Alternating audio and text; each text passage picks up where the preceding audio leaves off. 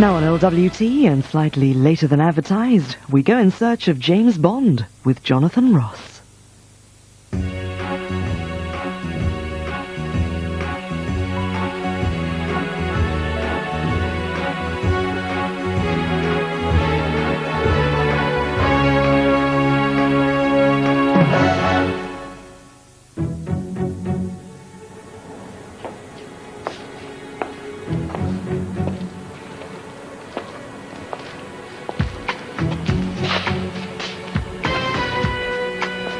Ah, there you are, Ross. And about time, too. Right, now pay attention. You're going to need this, and, oh, be careful, Ross, and this. Look, that's not a toy. And, of course, this. Right, idiot. I want this back in pristine order, not like the others.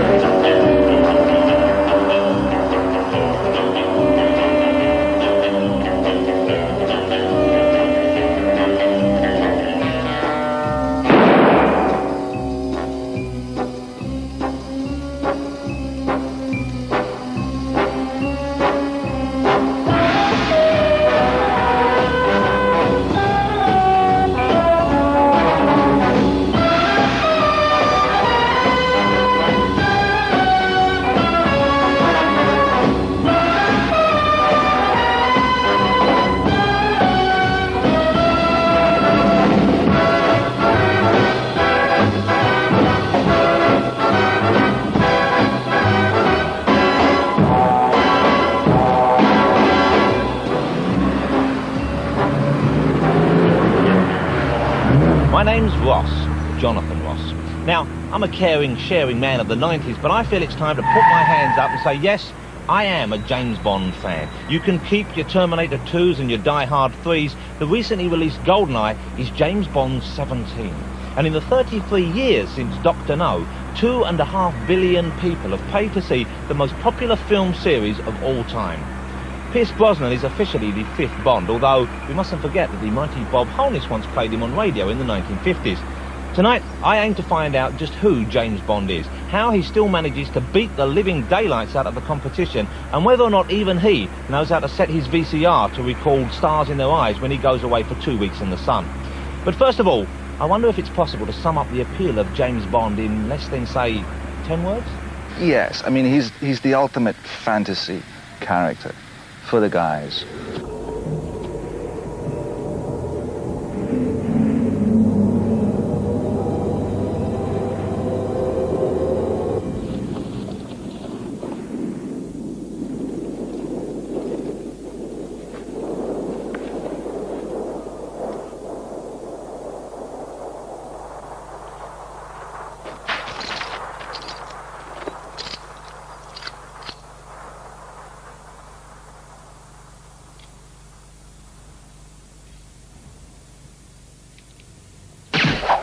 James Bond got to do all the fun things.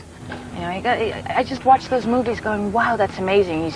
He's on skis, and then that turns into a car, and that flies away to whatever. I mean, it's just amazing. A good guy who's rather flawed in many ways when you think of the original Bond, you know, a guy who smokes and drinks and kills and womanizes and all the rest of it. No. Se spiriccio, legato. Looks like you're out to get me. It's an idea at that. He'd just get everything right, and knew what wine to order, and he was cool. And he was dead sophisticated and handsome. The girls loved him. But if things got out of hand, he could beat the shit out of you.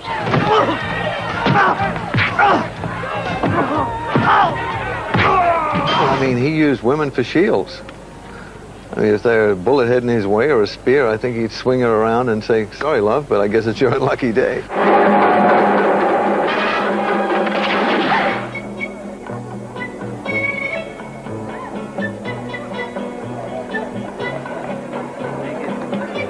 Mind if my friend sits this one out?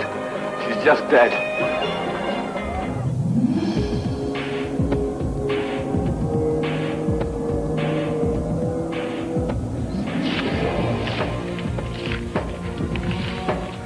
If there's one person who knows Bond better than anyone, it's the man who played him the most.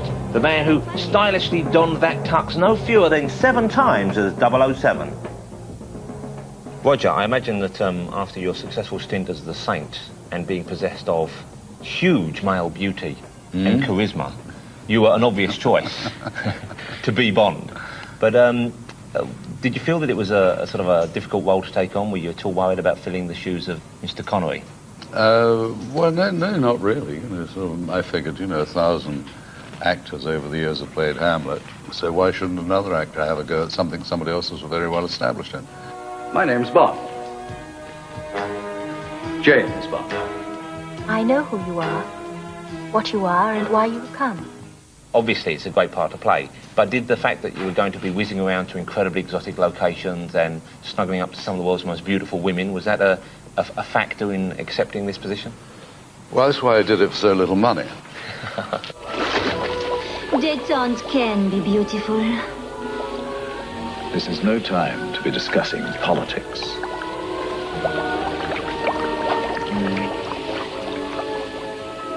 I had myself done a lot of movement in training with Jaap Malmgren. I've come to offer my sincere condolences.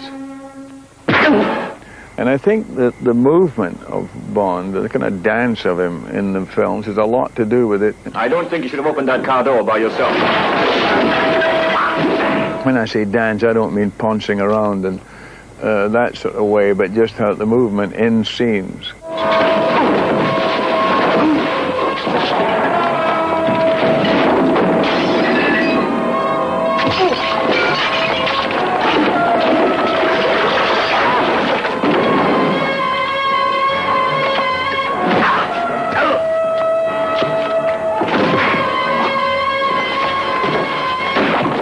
To many people, Sean is the definitive Bond.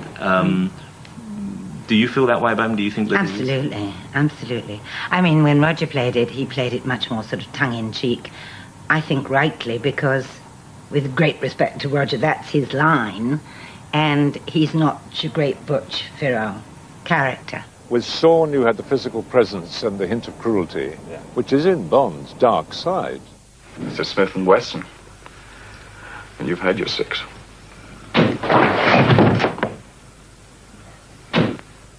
With Roger, you had the flip side, the humor, the charm. The flares.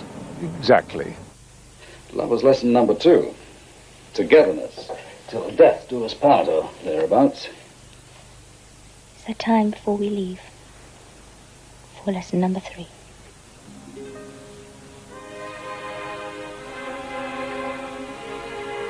Absolutely. There's no sense in going off half-cocked. And with Tim Dalton, you had the theatrical credits. I haven't finished here, sir. Leave it to the Americans. It's their mess. Let them clear it up. Sir, they're not going to do anything. I owe it to Leiter. He's put his life on the line for me many times. Oh, spare me this sentimental rubbish. You have an assignment, and I expect you to carry it out objectively and professionally. Then you have my resignation, sir. We're not a country club, 007. I think Tim did bring something very much to it. There was a sort of there was a gritty meanness. Yes. So did George Lazenby. You know, a lot of people have sort of slightly dismissed George Lazenby and said, oh, well, he only did it once and he wasn't, what we thought of as Bond.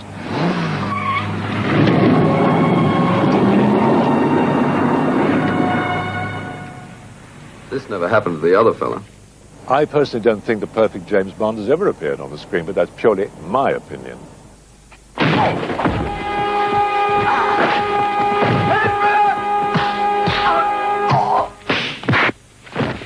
Your Bond, when you were Bond, there was perhaps a slightly more human element. Well, it had to be, because he fell in love, where Bond looked, like he had too much armor plating on to fall in love prior to Diana Rigg coming on, or the Contessa. I think to be able to transform from James Bond into a guy who's emotionally involved with a woman, you had to have a softer side to you. Are you sure, Jane? I love you. I know I'll never find another girl like you. Will you marry me? Why didn't you do any more? What actually happened? I had this mentor, I won't mention his name, but he talked me out of doing another Bond picture, saying, you're famous now, you can go on as an actor. And of course I wasn't an actor after doing one James Bond picture, so I was in no man's land. But looking back, I mean, even you turn the story now, it sounds insane. It was insane. I mean, I wasn't very bright. And I'm meeting all these people who are the heaviest hitters in the world who are opening their doors to me. Well, my mind went into neutral, and I thought, this is it, I don't have to do any more. I stood in front of the mirror and said, George, you made it, you'll never be broke again. Little did I know, it wasn't long afterwards. Fancy meeting you, Fräulein. There was a quote from you, and I hope this was from you, it's certainly attributed to you, that you... If it's good, it's mine. It's very good, so I'm sure it is. Was that when you played the Saint, you had 2 expressions, and that when you went to play Bond, you used the full range of 4 that you developed. Did you ever say that? I think it was only 3, actually. The period of films that you made obviously were known as much for their humour as they were for the action and the locations. Well, I think that was the one difference I tried to make for myself with Sean, who's very tough, and I'm not very good at that. And also my attitude to that type of hero is that they don't exist, they're not real, and so I played it, you know, tongue-in-cheek.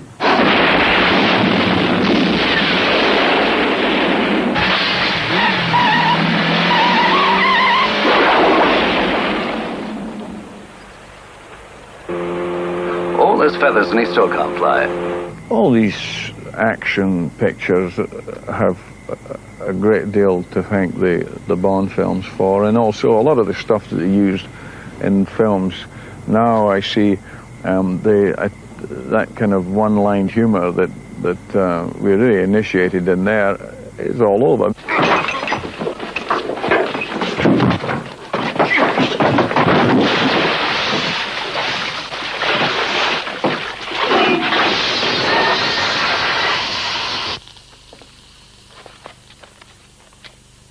Shocking. I don't think there's any modern adventure thriller that hasn't been influenced by the Bond. You know, the Bond movie broke completely new ground, and for years has been in the forefront of adventure thrillers. Everyone's been influenced by them. Crushing paw! Does that come with a fork? In my quest to find the real Bond, simple mathematics leads me to the man closest to 007, which by my reckoning is 006. James Bond! Sean, congratulations, you get to play Agent 006, almost James Bond, as close as you can be to playing James Bond without being James Bond. Must have been a lot of fun. Was it ever an ambition of yours to actually be Bond himself? Yeah, it's it's obviously something that I'm sure a lot of people, would love to play, First played him, had a great time playing him, he's made a great Bond, I think. And I suppose that's the closest I'll get playing 006. After you, 006. James? For England. For England, Alex. It must be, I suppose it's quite strange when you take on a job like that, knowing the history that goes with it and knowing how kind of devoted the fans are. Is that harder for you to accept a job like that, knowing that you've got those expectations to live up to? You do gradually realise over the period of time when you're filming how many people actually you've got to live up to people's expectations. The baddies in Bond, they've been such good baddies, and you want to try and match that, Look after Mr. Bond. See that some harm comes to him.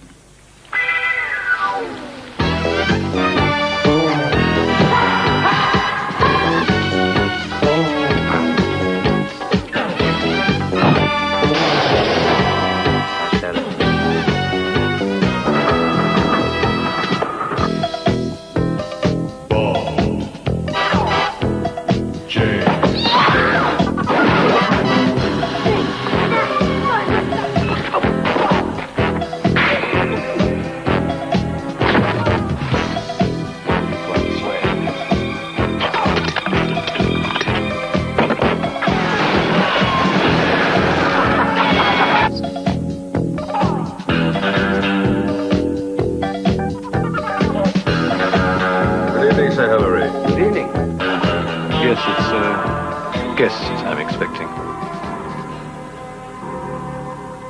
No, he won't be leaving.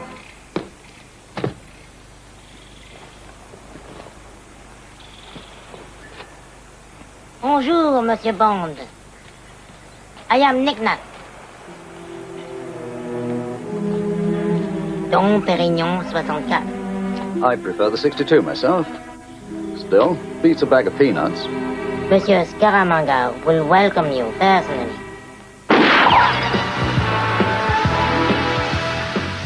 Let me pour you some of this, Christopher. Thank you. Nice to see you haven't lost your touch.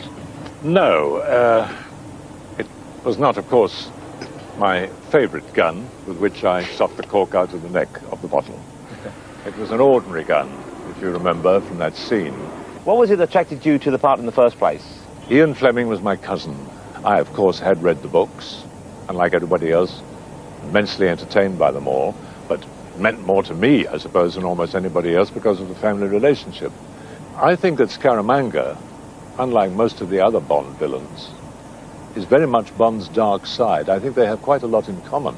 Certainly as far as women are concerned, certainly as far as good food, good drink, the good life is concerned. And the slight mystery about both these characters are both enigmas. Nobody's ever solved the mystery of James Bond.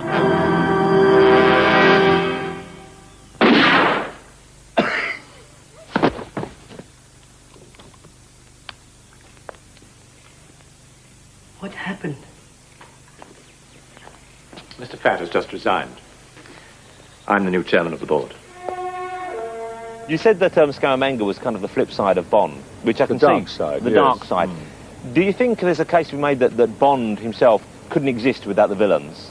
That you would need those powerful, those evil men for someone as kind of ruthless and... Yes, of course, because without them he has nothing to conquer. Compliments of Sharkey.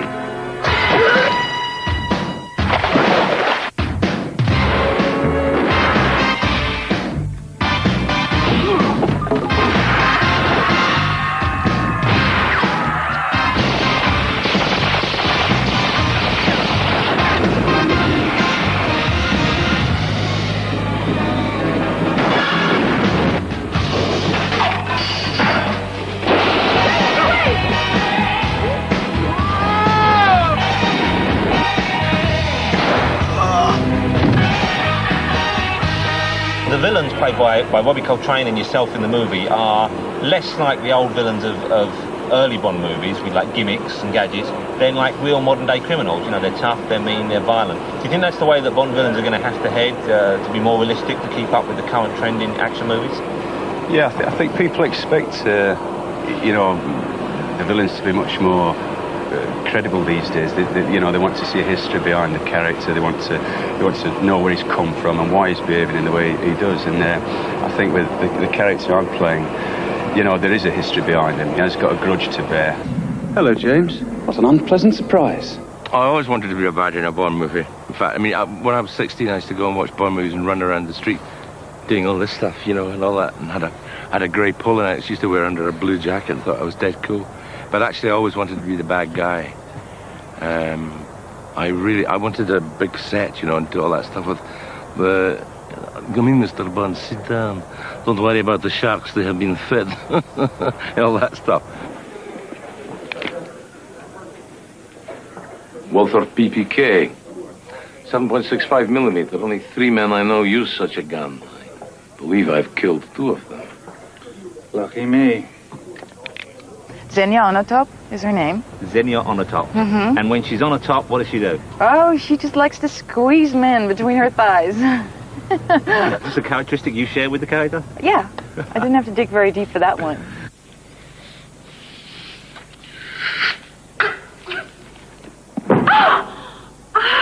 She's a nasty piece of work, Yeah, she is. but she enjoys that work. Mhm. Which I think there's probably a message for all of us there. Yeah, I mean, can you relate to that? Well, I think the children watching can. My name's Bond. James Bond. Xenia Sergeyevna Onatop. Onatop?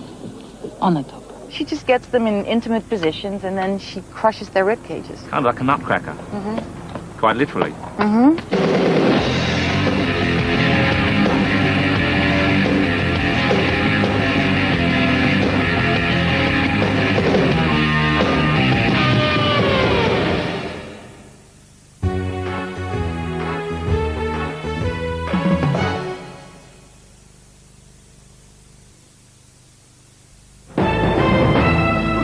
Mr. Latham? Economic advisor to the UN.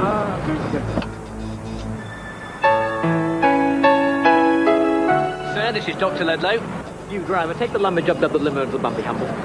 You must be Richard Latham. Yes. Hey, I'll take that. I don't think so. Crime is rife in the city, Dr. Lovely. So, how to outwit the thieves. Boff, you go to the airport. I'll stay here and guard the shopping. Outside the door. Outside the door of the wardrobe, yes. In case they come through the window. On the 33rd floor, sir? Oh, yes. I'm going to have a lie down. This is the place. So, you'll be lying here, the shopping will be here, the best place for me, I think, is here. Good. Didn't you buy these on your bargain card? Yes. Well, they're automatically insured. Sir! The shopping's covered, sir. Thank you, Barclaycard!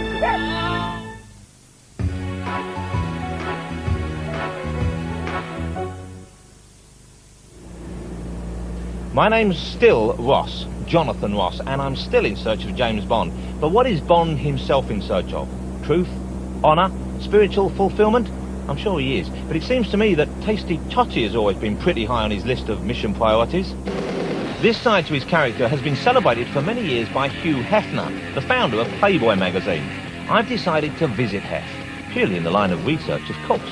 Hef, I know that Playboy magazine and you personally have been fans of the whole Bond phenomenon for many years. In fact, I believe that you first started serializing the Bond books before the movies even appeared. That's true. The first Bond story appeared in 1960. What was it that attracted you to Bond? Well, it was a kind of a natural connection. The gadgetry, the girls, and, the adventure. And it has been a very good, long-running relationship. I saw Dr. No. It was the first film we ever ran at the Mansion in Chicago. And in the films, there was an interconnection also. In other words, Ian Fleming very early said that James Bond would be a Playboy reader.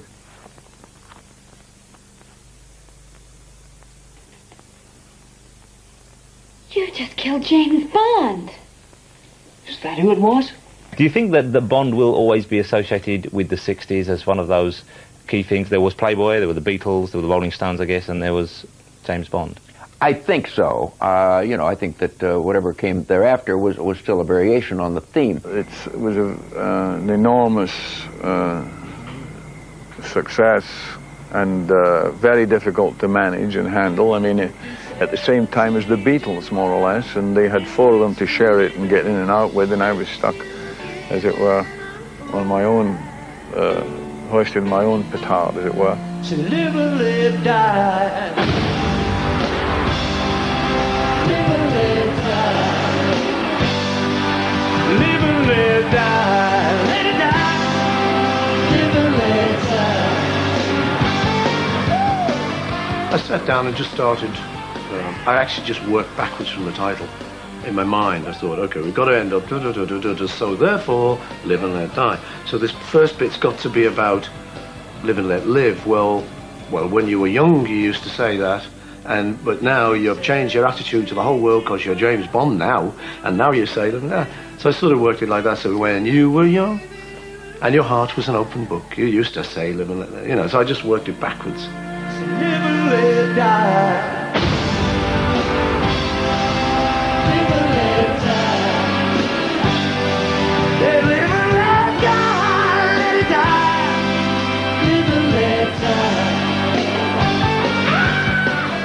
In a way, when I think of the 60s, which I do surprisingly often, I think of the Beatles and I think of James Bond, and it did seem that they were kind of two of the greatest exports we had.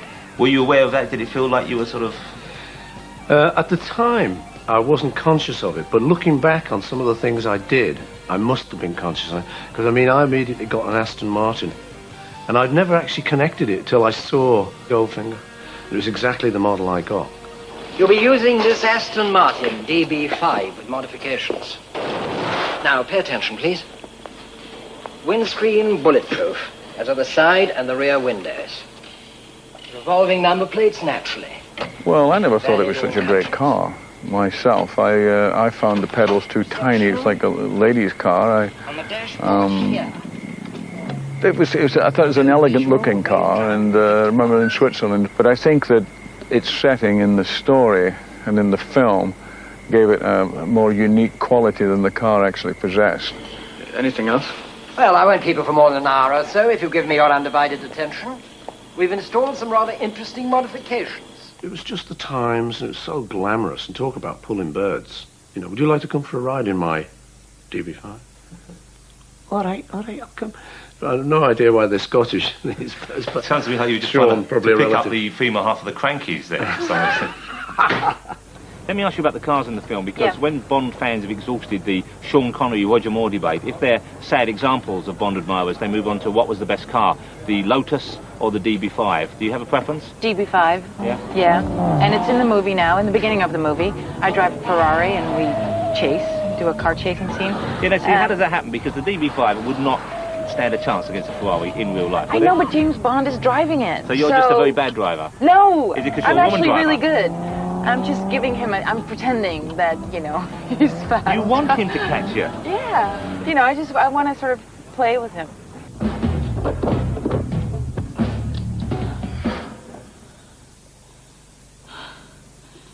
I need the gun.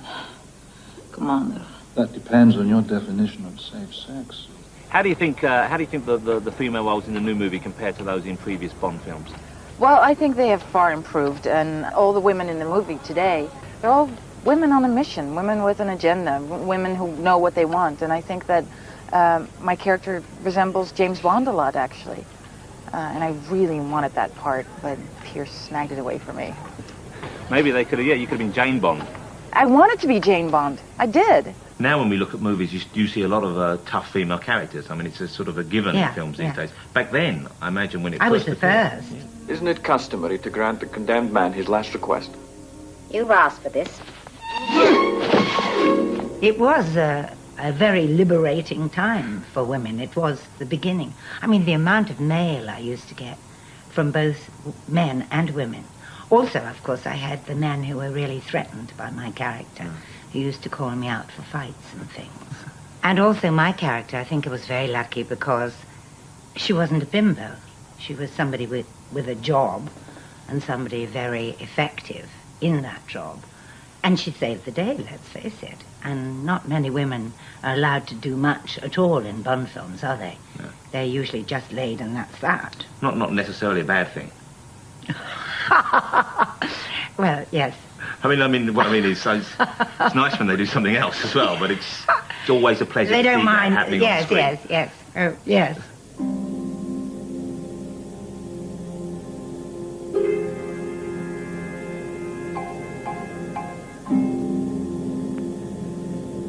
Who are you? My name is Pussy Galore. I must be dreaming. What about the name Pussy Galore? Because obviously there's a certain humorous double meaning Yes, to the word, quite. which I think schoolboys have enjoyed ever since it was first penned. Were they There's always... still lots of schoolboys about, yeah. Oh, I'm afraid I'm one of them. Was there ever a chance they were going to change the name, or were they always confident that they could get away with it? I never heard of any thought of ever changing it. Of course, when I did the promotion tour in America, there were some stations that wouldn't say it, and they were very po-faced about it. So I used to make a great point of saying it myself. It seems to me ridiculous with a silly item like an Ian Fleming story that you should take it so seriously. And you know I'm going straight for yours.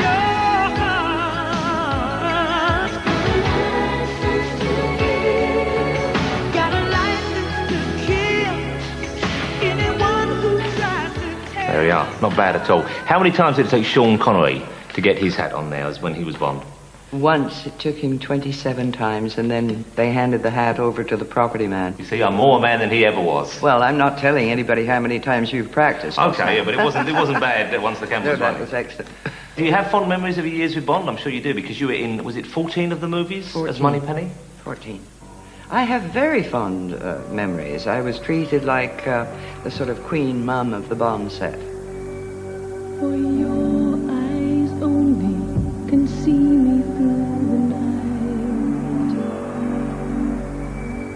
For your eyes only, I never need to hide.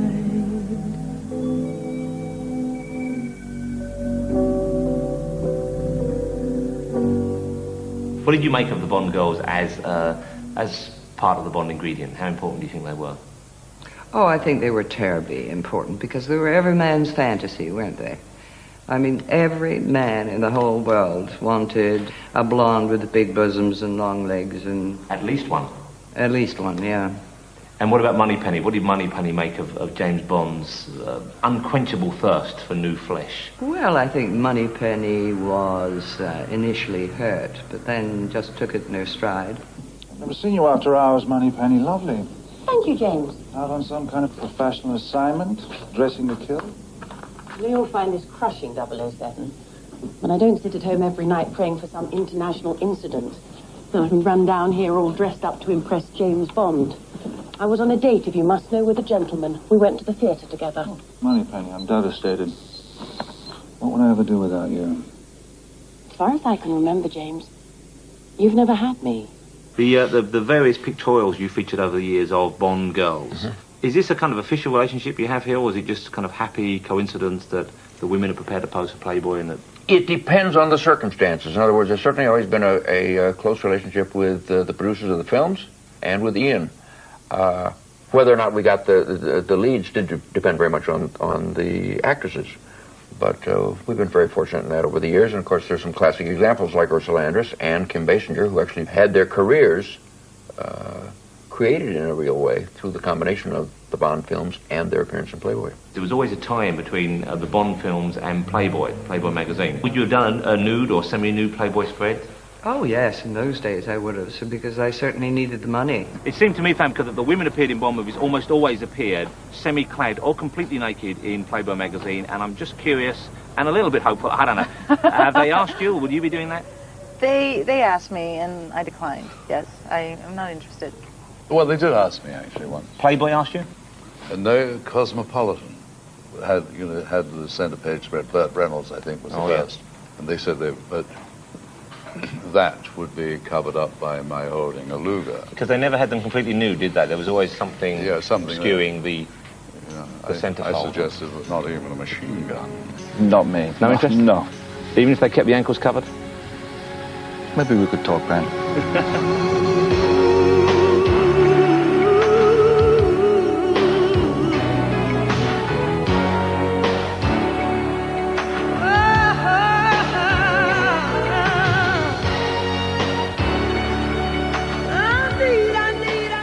You played against some of the world's most beautiful women. I mean, you had some of the most fabulous women playing against you. Fond memories of those days, of making those films?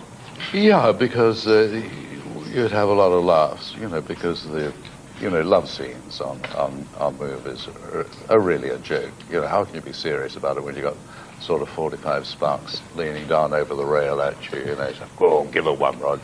Can I ask you about that? Because actors always say, whenever you ask an actor about a love scene and you say, here you are, you're completely nude with this beautiful woman, or in your case, not nude, but you've got Famke, once again, legs wrapped firmly round your midriff, sir. Yes. I put it to you that this is indeed a pleasurable way to spend the day and not the hard work you would have us believe. Oh, you think you can hurt me?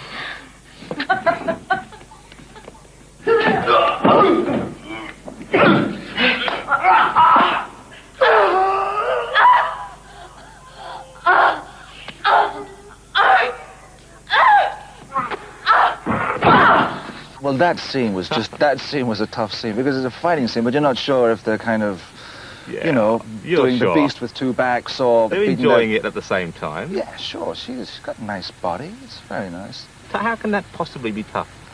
Well, it's tough because you can't show any breasts in these movies, so you have to make sure that the breast is covered and lying there, and so it becomes very technical. Yeah, I mean, you're a boy, you have certain sensations, certain things you have to... More water, please.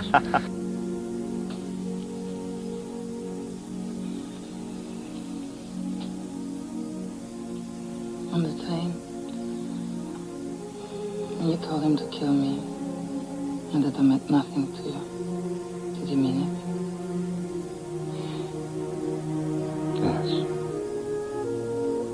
Basically, always call that bluff. It seems to me that now in the 90s, it's okay again for a man to admit that he wants to be like James Bond. He wants to be tough and rough, and he wants to get the girls, ideally plural. But I wonder whether, do you think that women identify with the women in Bond movies again? Do you think we've come full circle like that? I shouldn't think the women identify with women in Bond movies because most of them are bimbos. And I think that the feminist cry is still in full cry, I hope. You know, the new man, the new lad, the young man of today, does he want to drive very, very fast cars and lots of beautiful women want to go to bed with him and go around shooting people? Yes. Yes, I think, I mean, there might be one or two boys brought up in a feminist creche who think, heavens, is that the time I must get on with the ironing? But most of them are going, hello there, I'm afraid. There was an increased sensibility related to the political climate in the 80s, so that James Bond became a little too correct. And you can't do that with Bond. I mean, what is delightful about Bond is it's a fantasy. I mean, if you're going to have the license to kill, you better have the license to do whatever else you got to do to play out the role. I mean, what would be more interesting, perhaps, is ask how many women would like to be a Bond girl now. I think you'll find that would be the big change. I mean, they would want to win Bond, but they would rather be a Pussy Galore in as much as she would be somebody who would approach him on an equal level. People want to see Bond handle women a certain way. He's a chauvinist. This guy acquits himself, true to himself, and that's what turned the audience on way back when Sean did it. You think I'm an accountant, a bean counter, more interested in my numbers than your instincts. The thought had occurred to me. Good. Because I think you're a sexist, misogynist dinosaur, a relic of the Cold War, whose boyish charms, though wasted on me, obviously appeal to that young woman I sent out to evaluate you. Point taken.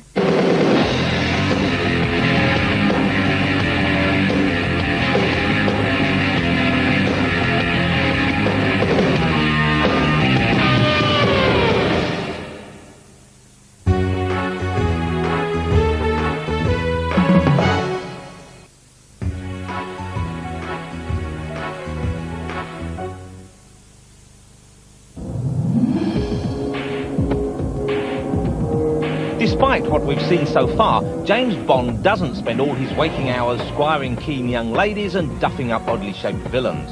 Commander Bond has a proper day job, spying.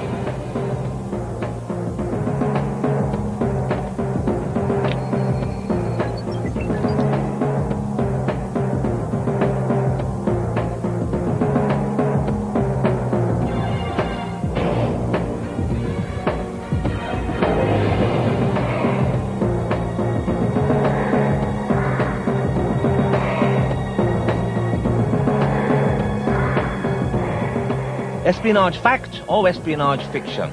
General Anthony Stone, one of Britain's finest counter-espionage experts, would help me to find out how true to life Bond's spy work really is. Apparently, when the films began to appear and became so hugely popular in the 60s, there were those within the Russian intelligence services who just couldn't believe how accurate some of the information the films were. Good work. Were you aware of that? Did it seem quite accurate? Did it seem like they knew what was really going on?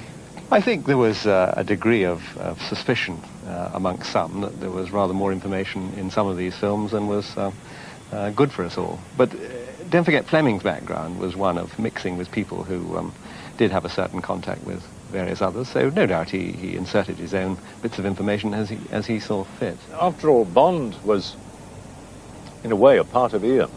Ian was a man of enormous charm, tremendous physical presence.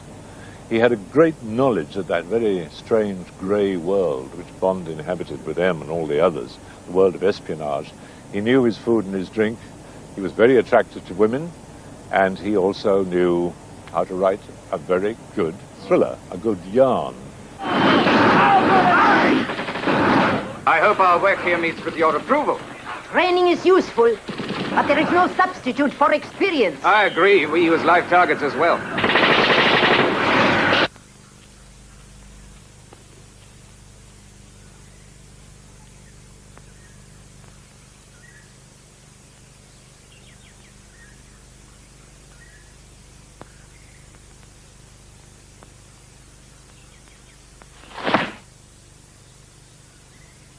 He seems fit enough. Have him report to me in Istanbul in 24 hours.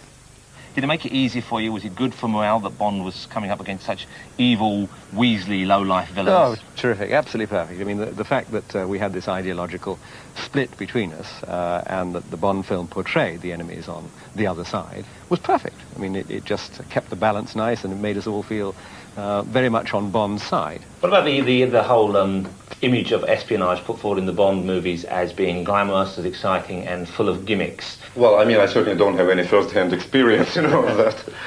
But I think, there was actually quite an interesting influence of this James Bond image and James Bond stereotype on the way, for example, the KGB agents behaved, because, well, I think they actually tried, maybe subconsciously, but probably consciously rather, to imitate James Bond, or rather their perception of James Bond. Because, I don't know if you remember, the whole atmosphere, say, in Moscow was that of a thriller.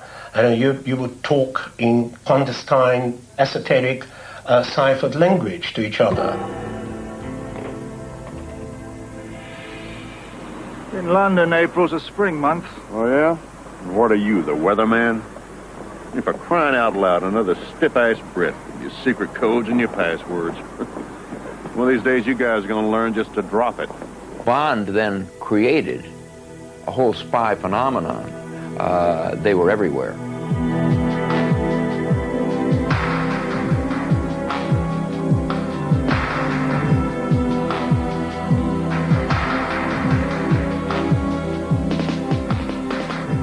Let me ask you about the gimmicks and the gadgets. Such a huge part of the appeal of the James Bond movies.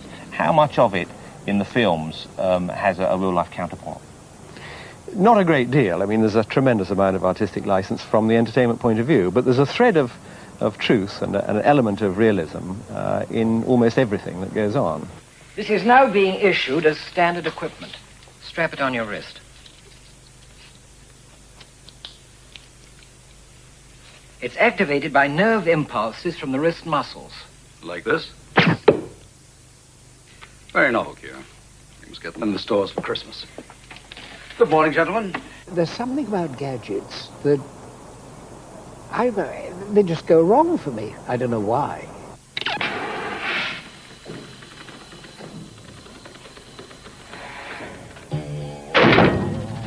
Blast. Having problems keeping it up, Q? Experimental model. I mean, even these damn keys that you have in hotels. You don't have a proper key anymore. You have this plastic thing. Well, I could never make the damn things work. Do they ever go wrong in a way that actually is potentially harmful? Yes, on Spy Who Loved Me with Kurt Jurgens when he's sitting down the end of the table. The audience knows that he's going to shoot something up a tube from one end of the table to the other. I said, I think there's more suspense. Whereas if I sit in it, then I'll leap out of the chair before it explodes. So you got yourself into this particular... Well, you see, the back of the chair was steel-plated to protect me from the explosion. And so I stepped out of the chair, and the explosion went before I got out of the chair. It blew me out of the chair. And they also blew 3 holes you know where. And I was writhing around on the floor with smoke coming out of my rear end. I was on fire.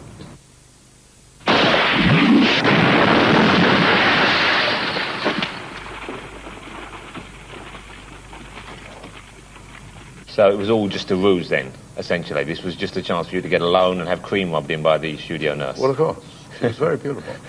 Do you get to see all the gimmicks beforehand, or are they as much a surprise to you as they are to the audience? They're much surprises as they are to the audience, yes. So what about the first time you saw Little Nellie? How did that come about? We went out to Japan to do that scene, and on Sunday we had a day off, and we went to the local aerodrome for lunch. And suddenly I heard a sort of odd noise, and I thought the Japs were mowing the lawn. I thought it was pretty odd, on a Sunday. Somebody said, oh, that's Little Nellie arriving. And I said, well, what the hell's Little Nellie? I have much curiosity, Bonson. What is Little Nellie? Oh, she's a wonderful girl. Very small. Quite fast. Can do anything. Just your type. A toy helicopter? No, it's certainly not a toy. How did you first get involved in the whole Bond setup with Little Nellie and You Only Live Twice? Well, it was entirely by chance. I was going to take part in a spaghetti 007 film that was to be shot in Brazil. And Tony Skase, who did radio interviews in those days, came to see me, and he recorded the aircraft flying around before I went out there. And at the end of the chat that we had, he said, would you like to have a fight with a helicopter the one can? I said, give me half a chance, Tony.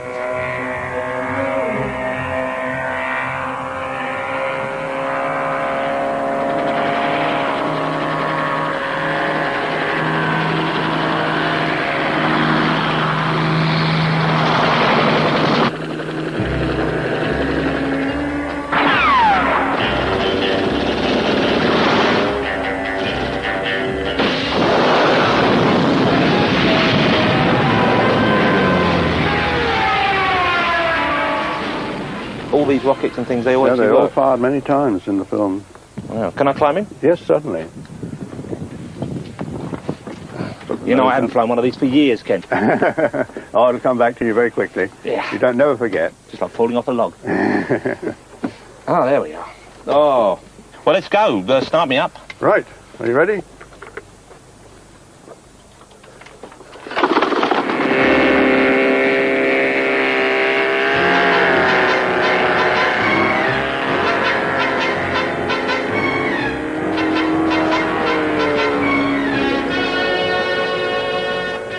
But do you think James Bond would have liked his life to be a little more like yours? Or would you have liked your life to be a little more like his?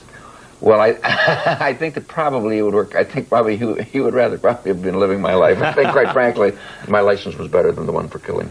And your license has never been revoked, I understand? That's correct. Looking at Goldeneye, the finished object now, do you have a favourite moment? Is there a favourite scene which you're involved in that you really like, you think really works, as well as not better than you expected? You know, a lot of good moments. I mean, it was just great to be working on, you know, on the first day when I went in and me and Pierce were in the costume together, the combat gear. I'm watching his back and he's watching mine, you know, setting his watches. You know, I thought, I can't believe this. This is, you know, this is great. I can't believe you were doing a Bond movie. Yeah. Shut the door, Alec! There's a draft! Alec! Move out. Throw down your weapon and walk towards me. Slowly. Finish the job, James! Blow them all to hell! Is there one moment, one particular scene which you would consider to be a favourite? The golf scene in Goldfinger? Oh, I believe this is yours.